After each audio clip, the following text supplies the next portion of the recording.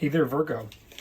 So Virgo, what we're going to do here is we're going to be using the Morgan Greer Tarot, and we're going to be looking at the week ahead. So today is Friday the 2nd of August.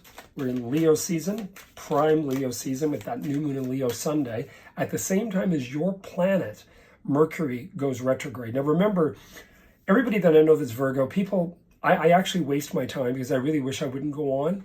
But I do. I kind of share, okay, this is what's going on. This is the opportunities you have. Most people, it's in one ear out the other. You guys obviously are here because you want to be. Otherwise, you wouldn't come by the channel to look at it. But for Virgo ascendant, dependent obviously the early Virgo ascendants, this is probably one of the most important transits of the next 2 years of your life. It's already happening. It's going to get even more intense. You have Jupiter in your career house. You've got Saturn, Capricorn, and Neptune in its home, which is Pisces, in your house of relating. They're both asleep a bit. They're going backward, forward, but they're more or less backward. That goes all forward. Christmas, January. You've got so much going on.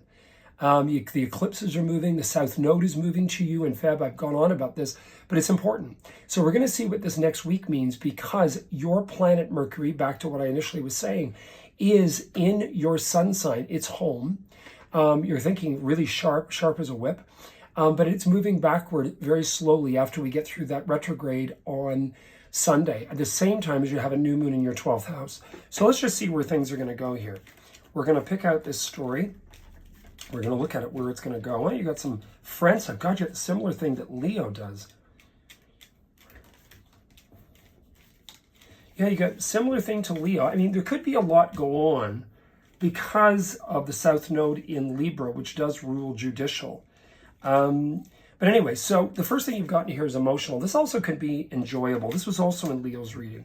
Sometimes signs that are so close together, that are sistering, and because of what you've got going on with the Mercury retrograde, then it moving back into Leo, your 12th house, then going forward back onto you, this could be a little while this is here.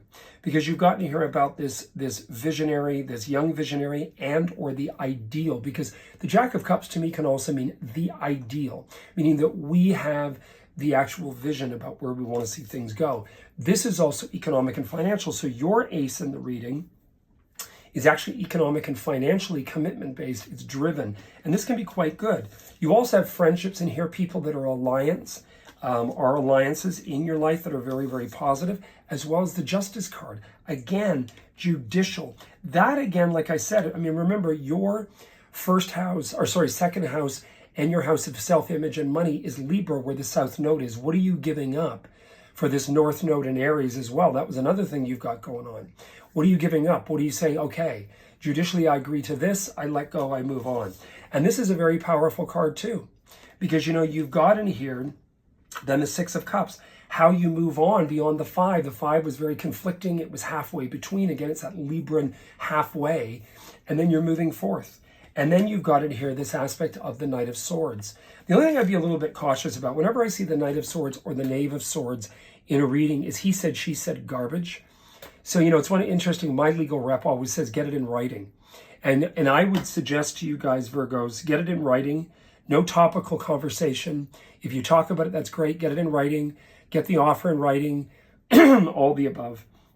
But I would say all in all, Virgo, you're not in a negative position. You're watching your P's and Q's, obviously with your sun sign retrograde, then going into your 12th house, which means it could represent past energies that come back up, things you're reworking. I would say all in all, your reading is very, very good for the next week. You will have that judicial thing, though, so that could also be on a world level. We have no idea. It's come up now in 2 signs. We'll see how many more it comes up in. Anyway, I wish you all the best. If you are interested in having a consultation, I'm available. I do read internationally across North America. I actually can get a calling card, and I do have some international minutes I've been given from my new phone plan. So, other than that, I wish you guys all the best. You heard it here first. Please like and subscribe, and we'll talk to you soon. Next week's will be up by Friday. Cheers.